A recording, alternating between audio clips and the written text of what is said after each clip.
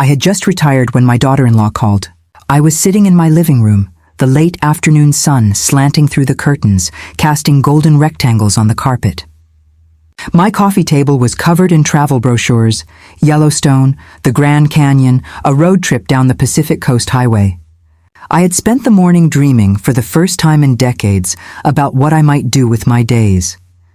I'd worked since I was 22, and now, at 67, I finally had time for myself. I'd waited for this moment my entire life. I was thinking about the years I'd spent raising my son Michael alone after his father died in that pileup on the interstate. About the sacrifices I'd made to give him an education. About the decades I'd spent teaching at Lincoln Elementary in Columbus, Ohio. 35 years of teaching had prepared me for difficult children, complicated parents, and impossible situations. But nothing, absolutely nothing, had prepared me for Brooke. The phone rang at 4 in the afternoon. I saw Brooke's name on the screen and hesitated. Whenever she called, it was to ask for something. I braced myself and answered. "Helen," she began, not even bothering with a hello. She never called me mother-in-law, much less mom. "I have an incredible opportunity in Miami. It's a multi-level marketing conference that's going to change our lives." I could hear the excitement in her voice, but I knew what it meant. Another one of her pyramid schemes, another get-rich-quick plan that would end in disappointment and debt. "The kids can't miss 2 weeks of school, so I'll leave them with you." "I'm sorry." My voice came out as a whisper. "Oh, don't play deaf. I said I'm going to leave Aiden, Chloe, and Leo with you. After all, you don't do anything anymore. You can watch them while I travel. It's perfect. Now that you're not working, you have all the time in the world." I felt my blood boil. This woman, who had never worked an honest day in her life, who lived off my son like a parasite, was telling me that I did nothing. "Brooke, I have plans." "Plans?" She laughed, that sharp, grating laugh I detested. "What plans can a retired old woman have? Knitting? Watching soap operas? Please, Helen, don't be ridiculous. I'll drop them off tomorrow at 7 in the morning. And don't give them junk food like last time." The last time. The last time I saw my grandchildren was 6 months ago at Christmas.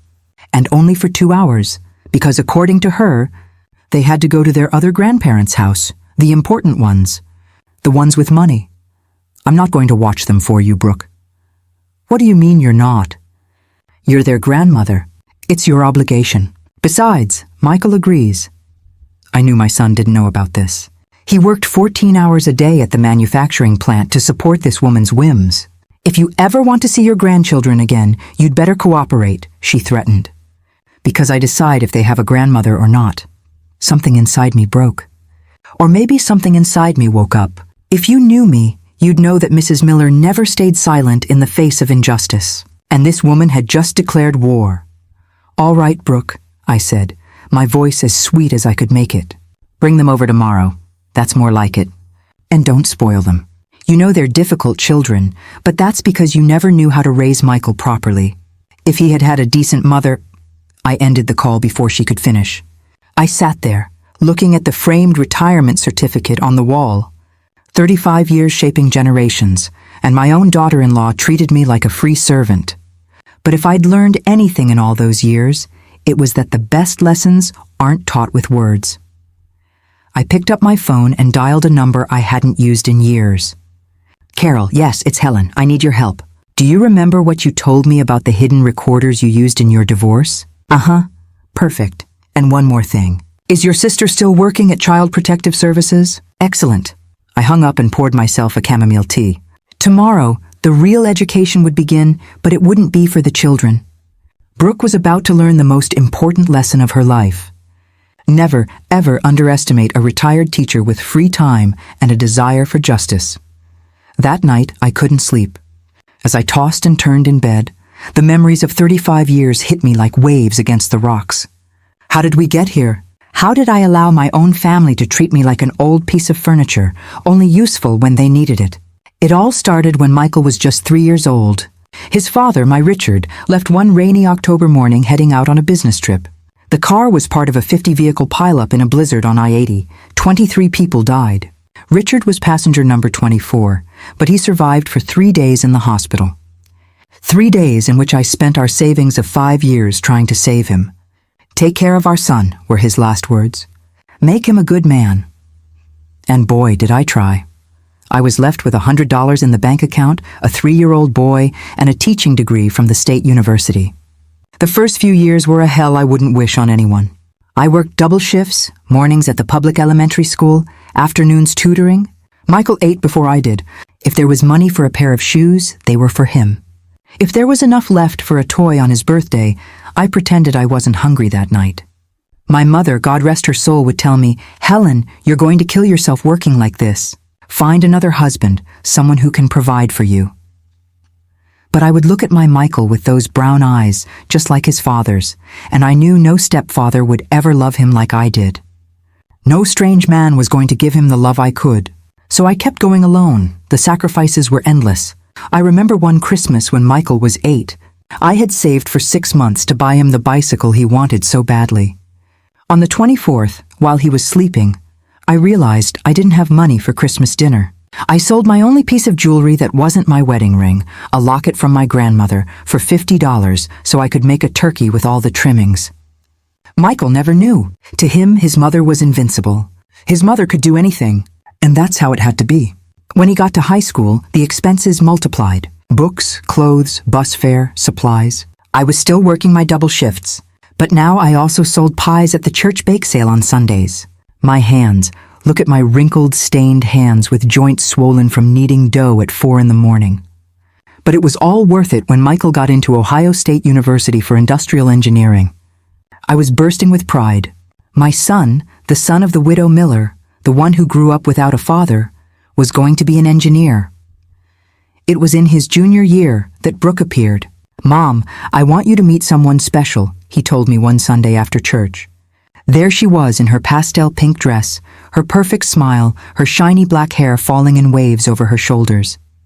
She looked like a porcelain doll. She hugged me with a warmth that completely disarmed me. "Oh, Mrs. Miller, Michael has told me so much about you. I admire you so much. Raising such a wonderful son all by yourself. You're my hero." How could I not fall into her trap? I, who had spent 20 years without a sincere hug that wasn't from my son, suddenly had this pretty young girl calling me a hero. The first few years were good. I won't lie. Brooke would come to the house, help me cook, tell me about her humble family from a small town in West Virginia. Her father was a coal miner, her mother a waitress. That's why I understand you so much, Mrs. Miller. You and I know what it's like to struggle. Lies. It was all lies. But I was so happy to see Michael in love that I didn't want to see the signs. They got married when Michael graduated. I paid for half the wedding with my retirement savings. It's an investment in my son's happiness, I justified to myself. Brooke cried with emotion. Or so I thought. Then now I know she was crying because she expected a more lavish wedding. The change was gradual, like poison administered in small doses. First came the subtle comments. "Oh, Helen, what a shame Michael didn't have a father figure. You can see it in his lack of ambition. If you had saved better, Michael could have gone to a private university. No offense, but your pies are very simple. I make them with more ingredients, more gourmet." Each comment was a small stab, but I endured them. For Michael. Always for Michael. At 7 sharp the next morning, the doorbell rang. Not 7:05 or 7:10. Brooke was always punctual when it suited her.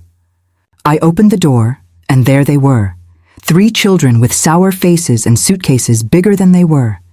Brooke didn't even cross the threshold. "I don't have time to chat," she said briskly. "Aiden is allergic to dust. Chloe won't eat anything with green vegetables. And Leo needs his iPad to fall asleep. Their medicines are in the blue suitcase. I'll be back in 2 weeks." She looked over my shoulder, scanning the house as if she expected to find it in shambles. "And Michael? Isn't he coming to say goodbye to his children?" I asked, trying to keep my voice steady. "Michael is working as always. Someone has to support this family," she replied, her eyes flicking over my worn cardigan and the faded rug in the hallway. "Not all of us are lucky enough to retire with a government pension." My pension, after 35 years of service, was $1,500 a month. Brooke spent more than that on her nails and eyelash extensions. The children entered, dragging their feet. Aiden, 12, with his phone glued to his face. Chloe, 10, with a permanent look of disgust. And Leo, 7, already searching for the television remote. "Be good for your grandmother," Brooke said, but there was no warmth in her voice. Then she leaned in close to me and whispered, And don't you dare fill their heads with ideas. Remember that I decide if they ever see you again." She left without saying goodbye to her children. Not a kiss, not a hug, just the sound of her heels clicking away and the engine of her brand new SUV roaring down the street. I stood there with 3 children who looked at me as if I were the enemy. I remembered all the moments when Brooke had built this wall between us.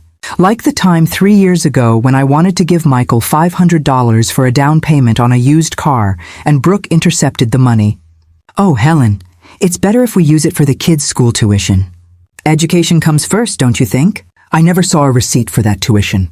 A month later, Brooke appeared with a Louis Vuitton handbag. "A friend gave it to me," she said when I asked. Or when my sister Linda died and left me $5,000 in her will. I told Michael excitedly, thinking I could finally fix the roof of my house that leaked every time it rained. Brooke found out. Helen, Michael, and I are in a tough spot. The company I was working for went bankrupt. We urgently need that money. We'll pay you back with interest. It's been 2 years and I haven't seen a single dollar. My roof still leaks and now I have to put out buckets every time it rains. But Brooke's trip to Cancun with her friends last year that she could afford. "Grandma, where's the Wi-Fi?" Aiden jolted me out of my thoughts. "I need the Wi-Fi now." "The modem is broken," I lied, having unplugged it on purpose. "What?" "No way, Mom! Mom!" He started screaming as if he were being tortured. "Your mom is gone, Aiden, and screaming isn't going to bring the internet back. You're the worst grandmother in the world. That's why nobody likes you." There it was, Brooke's poison coming out of my grandson's mouth. It didn't hurt. I was prepared. "I'm hungry," Chloe interrupted. "But I'm not going to eat anything you cook. Mom says you're a terrible cook and that's why Dad is so skinny." "And I want to watch YouTube," Leo added. "At home, I watch YouTube all day." I looked at the 3 of them, perfect products of neglect disguised as modern parenting. Children who knew no limits, who didn't understand respect, who had been programmed to despise me. But then I remembered the exact moment Brooke crossed the final line. It was last Christmas. I had prepared my specialty, a holiday turkey with stuffing that my mother taught me, green bean casserole and cranberry sauce. I arrived at their house with the pan still warm. The kids ran to the kitchen, drawn by the smell. "Don't touch that," Brooke yelled. "We don't know under what conditions your grandmother prepared it. We'd better order pizza." I watched as she threw my food in the trash without even trying it. The children looked at me with pity, as if I were a beggar who had brought leftovers. "Grandma's food is too greasy," Brooke explained to them. "And her kitchen has cockroaches," a lie. "My kitchen is cleaner than an operating room." But Michael was there watching it all, and he only said, "Brooke knows what's best for the kids." That night, I decided that my son was lost. But my grandchildren might still have a chance. "Grandma, do something. We're bored." Aiden threw a cushion on the floor. "You know what?" I told them calmly. "Your mother asked me to take care of you, not to entertain you. There's food in the kitchen, water in the tap, and beds to sleep in. If you need anything else, you'll have to earn it." "Earn it?" Chloe looked offended. "We're kids. We don't have to earn anything in this house. Everyone contributes." That's how I was raised. That's how I raised your father before your mother ruined him. And that's how these 2 weeks are going to work. "I'm going to tell my mom you're mean," Leo threatened. "Go ahead. And while you're at it, tell her I found her Facebook page very interesting. Especially the photos from Puerto Vallarta last month when she was supposedly at a training seminar." The children fell silent. They didn't understand what I was talking about, but they sensed that their grandmother was not the same person anymore. That first night was hell. Aiden kicked his bedroom door. Chloe cried for hours, demanding her special food. Leo wet the bed on purpose. They wanted to break me, just like their mother had tried to break me for years. But that's when I made the discovery that would change everything. At 2 a.m, I heard sobs from Chloe's room. These weren't tantrums. They were real tears. I entered silently and found her hugging a crumpled photo. "What do you have there, my girl?" She startled and hid the photo under her pillow. "Nothing. Go away." But I had seen enough. It was a picture of me with her when she was a baby. One of the few times I was allowed to hold her before Brooke began her campaign of alienation. "Do you miss your mom?" I asked, sitting on the edge of the bed. "No," she answered quickly. Too quickly. "Mom always leaves. She's used to it. I mean, I'm used to it. There it was, the first crack in the armor. Brooke hadn't just abandoned me, she had abandoned her own children, using money and gifts as a substitute for love. Chloe, how often does your mom go on trips? I asked. I don't know. Once a month, sometimes more. She always says it's for work, but nothing. I'm not supposed to talk about it. Mom says family problems stay in the family. Family problems stay in the family. The golden rule of abusers, silence. I got up and walked to the door. Before leaving, I turned back. Chloe, would you like to learn how to make the pecan cookies you used to love when you were little? Her eyes lit up for a second before they dimmed again. Mom says your kitchen is dirty. Your mom says a lot of things. Why don't you find out for yourself tomorrow? I closed the door, leaving Chloe with her thoughts. The first seed had been planted. What I didn't know then was that Aiden's phone, the one he couldn't use without Wi-Fi, held messages that would reveal Brooke's darkest secret. Messages that would explain why she had really gone to Miami. And when I discovered them, I understood that I wasn't just saving my grandchildren. I was saving my entire family from a woman who was far more dangerous than I had ever imagined. The second day dawned differently. I already had my plan in motion. At 6 a.m, before the children woke up, Carol arrived with a shoebox. Here's everything you asked for, she whispered, handing me the package. 3 recorders the size of a button, a camera that looks like a smoke detector, and this. She pulled out a manila envelope, the credit reports I'd requested. Helen, your daughter-in-law has debts of $30,000, all in Michael's name. My heart sank. My poor son had no idea. And your sister from Child Protective Services. She's coming tomorrow at 3 as a casual routine visit. But Helen, you need concrete evidence if you want to do something legal. Evidence. That was exactly what I was going to get. When the children woke up, breakfast was on the table. Pancakes shaped like animals, fruit cut into stars, chocolate milk, not the horrible food their mother had told them I made. Aiden was the first to come down, still in his wrinkled pajamas. He stopped short when he saw the table. What's this? Breakfast. Eat before it gets cold. He sat down suspiciously, took a bite, and for the first time, I saw something resembling a smile. But he immediately composed himself. It's okay. I've had better. Chloe and Leo came down, drawn by the smell. Leo launched himself directly at the pancakes. They're delicious, Grandma. Shut up, stupid, Chloe elbowed him. We're not supposed to... She trailed off. You're not supposed to what, Chloe? Nothing. After breakfast, I laid out my rules. If you want Wi-Fi, television, or any privileges, you have to earn them. Aiden, your job is to wash the dishes. Chloe, make the beds. Leo, pick up the toys. That's child labor, Aiden shouted. No, my boy. Child labor is what I see on your mother's phone. I took out my phone and showed a screenshot of Brooke's Facebook page. Look, here's your mom in Miami on the beach with a man who is not your father. The 3 children gathered to see. In the photo, Brooke was in a bikini hugging a man who was definitely not Michael. The hashtag read, New Life are finally free. That's Uncle Dominic, Leo said innocently. Mom's friend who sometimes comes over when Dad is at work. Aiden quickly covered his mouth, but it was too late. The second piece of the puzzle had just fallen into place. That afternoon, while the kids were doing their assigned chores, protesting, but doing them, I checked Aiden's phone. I had forgotten that kids these days save everything to the cloud. With a little patience, I accessed his Google account. What I found chilled my blood. There were WhatsApp conversations between Brooke and this Dominic. They weren't just lovers. They were planning something much worse. I have almost everything ready, Brooke wrote. Michael signed the papers without reading. As always, the house is already in my name, Dominic replied. And the brats? I'll leave them with the old woman as soon as he gives me the divorce. Besides, Michael works so much he barely sees them. He won't be able to ask for custody, but we need more money to move to Miami for good. The old woman has a house. It's worth at least $200,000. When she dies, Michael inherits, and as his wife, half is mine, or was mine. We'll see how we can get all of it. I kept reading. Brooke had taken out 3 credit cards in Michael's name. She had sold the car that was in his name and told him it had been stolen. She had even tried to take out a loan using my house as collateral, but needed my signature. That's why the monthly trips, they weren't for work. They were to meet Dominic in different cities. They had been to Cancun, Puerto Vallarta, Playa del Carmen. all paid for with the money Michael was killing himself to earn. I took pictures of everything, every message, every photo, every piece of evidence. My friend Carol was right. I needed to document everything. That night during dinner, I decided to test the children. "What would you like to do tomorrow?" "Go home," Aiden answered automatically. "To which house? Your dad's house or Uncle Dominic's house?" Chloe's fork clattered onto her plate. "I don't know what you're talking about." "Chloe, sweetheart, I know it's hard, but I need you to tell me the truth. Does Uncle Dominic live with you?" "No."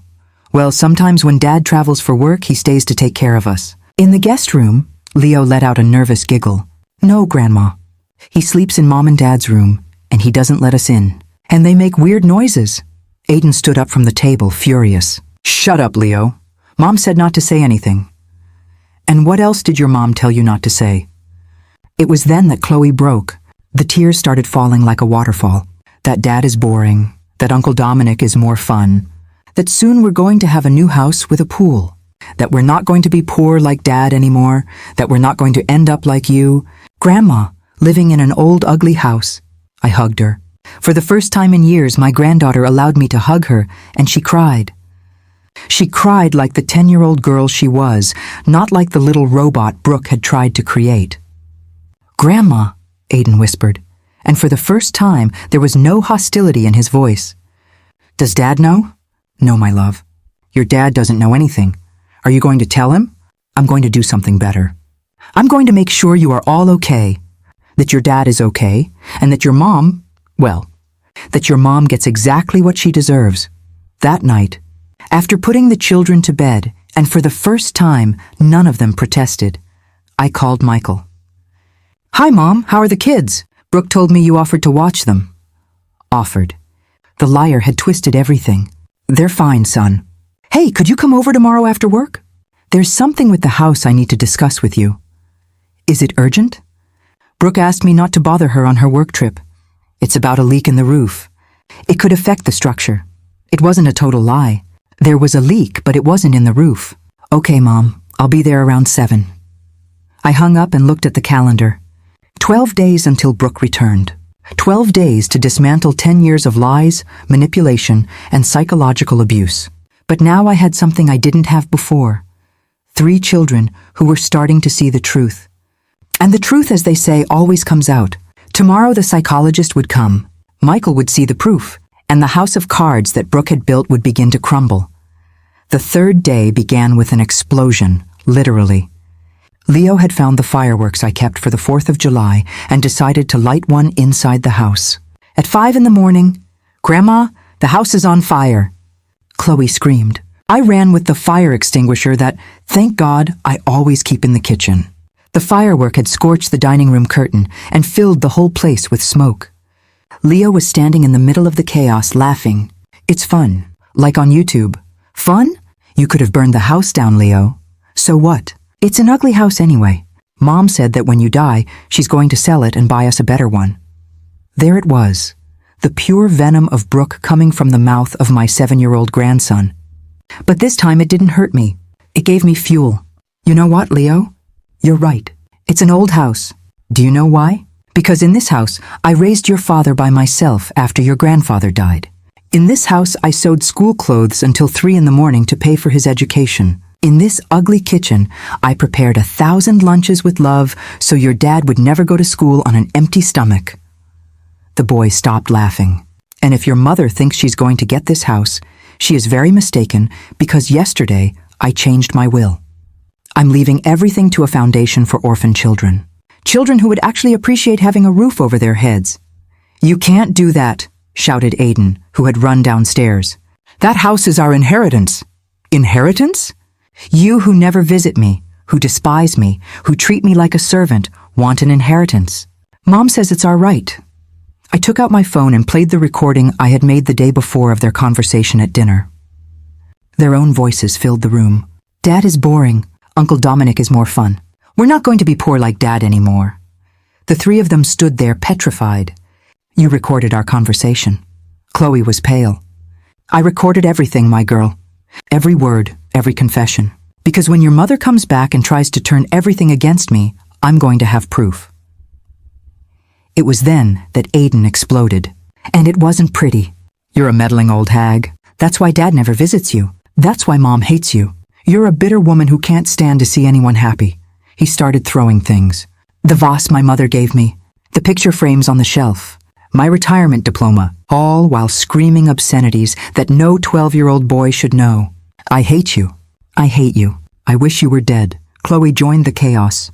She went to the kitchen and started throwing plates on the floor.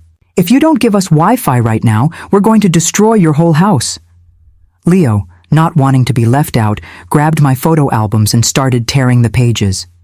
Photos of my wedding, of Michael as a baby, of my parents who are no longer here. Pieces of my history flying through the air like macabre confetti. I stood in the middle of the hurricane, calm, observing. The hidden camera that Carol had installed was recording everything. After 20 minutes of destruction, the three of them were exhausted, panting amidst the rubble of my living room. "Are you finished?" I asked calmly. They looked at each other, confused by my lack of reaction.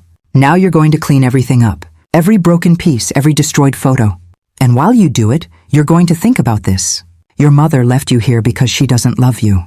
If she loved you, she wouldn't have gone to Miami with Uncle Dominic. If she loved you, she wouldn't use you as weapons against your father.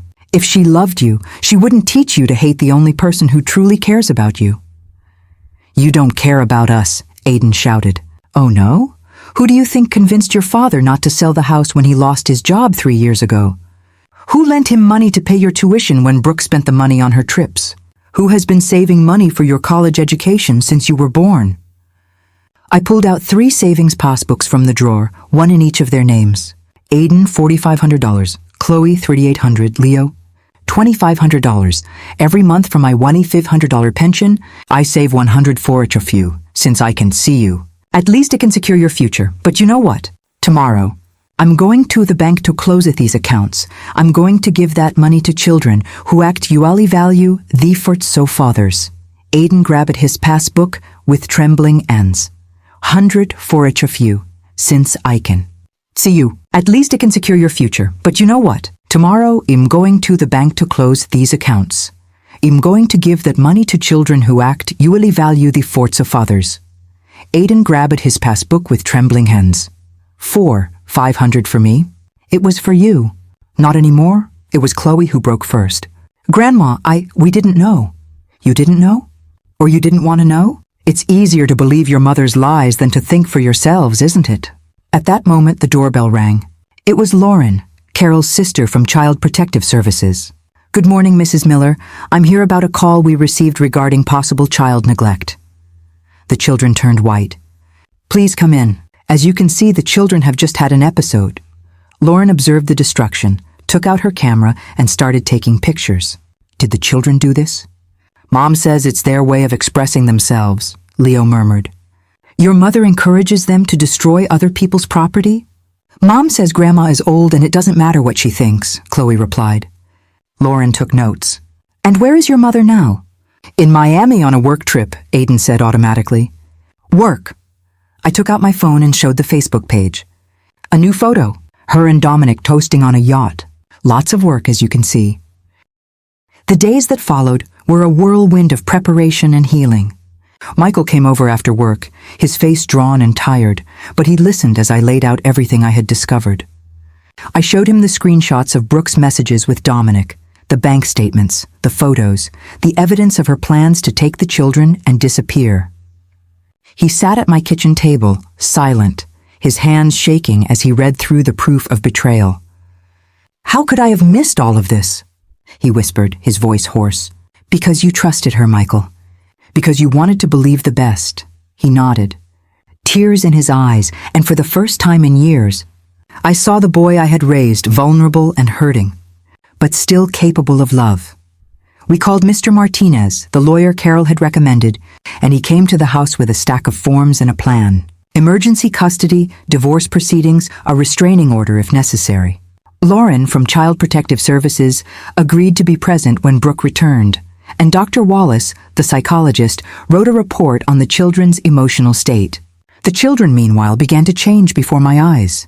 The chores became routine, the tantrums faded, and the house filled with laughter and the sound of piano keys as Leo discovered the old upright in the living room.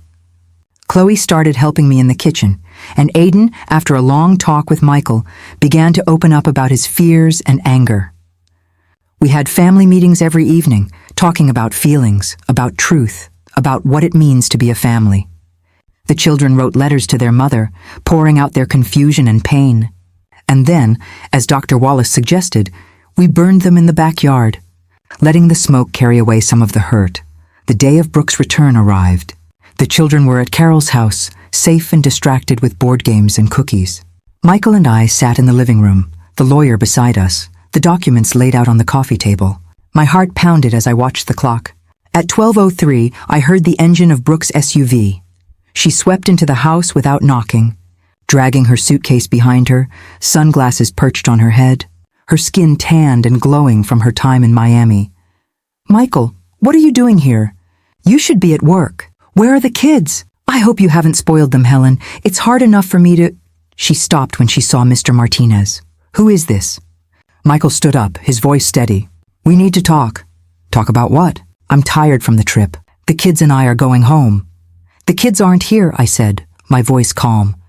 "And they're not going anywhere with you." Brooke's face changed, the mask slipping for a moment. "Excuse me, Michael. What does this mean?" Mr. Martinez cleared his throat. "Mrs. Miller, I'm Mr. Martinez. I represent Mr. Miller in the divorce and emergency custody proceedings he has initiated." "Divorce?" She let out a brittle laugh. "Michael, honey, what did your mother do to you now? You know she's old and makes things up." "No, Brooke." Michael took out his phone and played an audio file. It was her own voice, clear and unmistakable. "The brats get in my way. As soon as I can, I'll get rid of them." Michael is such an idiot. He won't even notice. The color drained from Brooke's face. That's edited. It's illegal to record someone without their consent. It's also illegal, the lawyer interjected, to open credit cards in your husband's name without his knowledge. $30,000 in debt. "Ma'am, I don't know what you're talking about." Michael placed the bank statements on the table. 3 cards, Brooke, all documented. "We also have," I continued, "evidence of the house in Miami, the one you bought with Dominic using the money you stole from the savings account." "I didn't steal anything. It's joint money." "Which you emptied without your husband's consent to buy a property in your lover's name," the lawyer specified. "That's marital fraud." Brooke looked at me with pure hatred. This is all your fault, you meddling old woman. You always wanted to separate me from Michael." "No, Brooke. You separated yourself. I just documented your crimes." "Crimes? Please. What are you going to do? Sue me for being unhappy in my marriage?" "No," said Martinez, pulling out another document, "for attempted international parental kidnapping. We have your complete plan to take the children to Miami without paternal consent." Brooke staggered, grabbing the back of the sofa. "The children are mine. I gave birth to them." "Children are not property," I replied, and after 13 days with me, they made a decision. "What did you do to them?" "Did you brainwash them?" "This is parental alienation." Michael laughed bitterly. "Parental alienation. Seriously, the woman who told our children their grandmother was a dirty, poor old woman is talking about alienation. I want to see my children now." "Not until you sign the papers," Michael said. Brooke took out her phone. "I'm going to call Dominic. He's a lawyer. He'll defend me." "Go ahead," said Martinez. "But I should inform you that Dominic has already been notified that he is implicated in a fraud case. I doubt he wants to dig himself in deeper." She dialed once, twice, 3 times. Dominic didn't answer. "He abandoned me," she whispered. "The bastard abandoned me like you abandoned your family," I said. She jumped up. "This isn't over. I will get my children back." "I will, Mom." We all turned. Chloe was at the door. She had snuck away from Carol's house. "My love!" Brooke ran toward her, but Chloe stepped back. "Don't touch me." "Chloe, my baby, what did they do to you? What did this old woman tell you?" "Grandma didn't tell me anything." "You said it all. In your messages with Uncle Dominic, in your lies, in every time you left us. I was working to give you a better life. No, you were traveling with your lover while we thought we were orphans with living parents." Aiden and Leo appeared behind their sister. Carol came running after them. "I'm sorry, Helen. They snuck out when I wasn't looking." "It's okay," I said. "Maybe they needed to do this. Brooke tried to approach Aiden.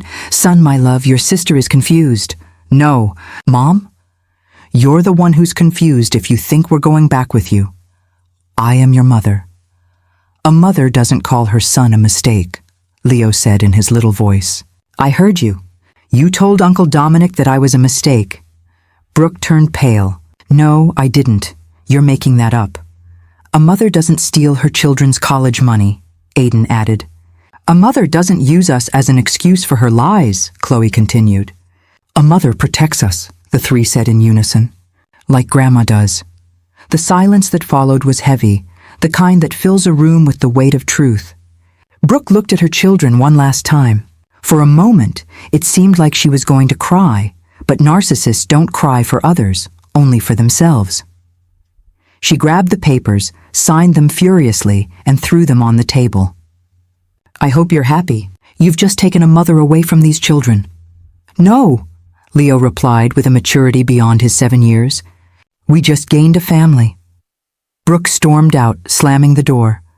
The engine of her SUV roared and faded away, taking 10 years of toxicity with it. The children ran to hug their father. The 4 of them cried, wrapped in an embrace while I went to make chamomile tea for everyone. Is she gone for good? Chloe asked. I don't know, Michael answered honestly. But if she comes back, it will be on our terms. And if she doesn't come back, Leo's voice trembled. I sat with them on the floor, something I hadn't done in years.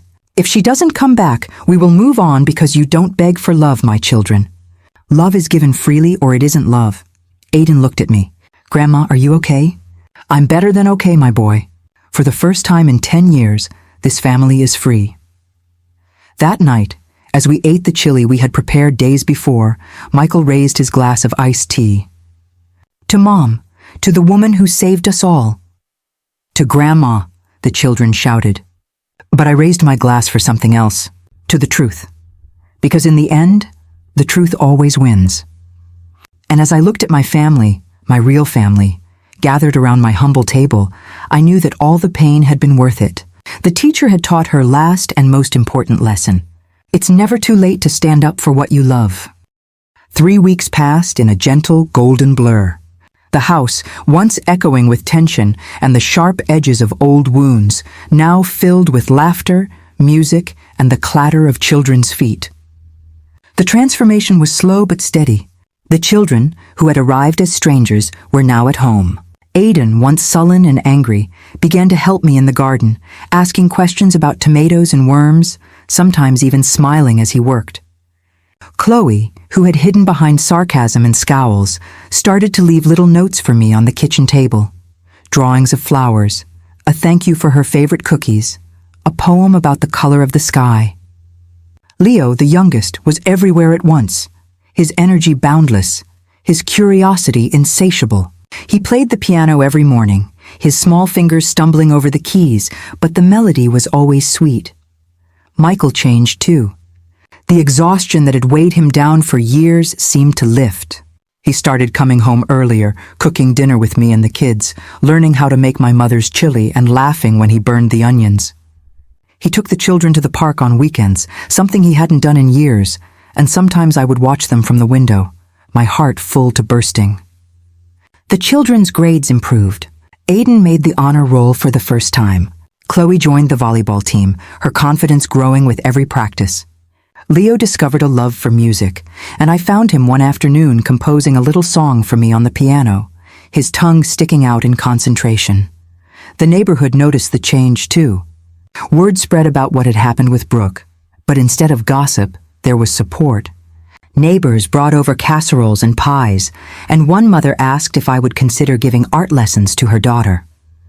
I hesitated at first, but then I remembered how much I missed teaching. Soon, Helen's Art House was born. Every Saturday, 6 or 7 children from the neighborhood crowded into my living room, painting, drawing, and learning how to bake cookies.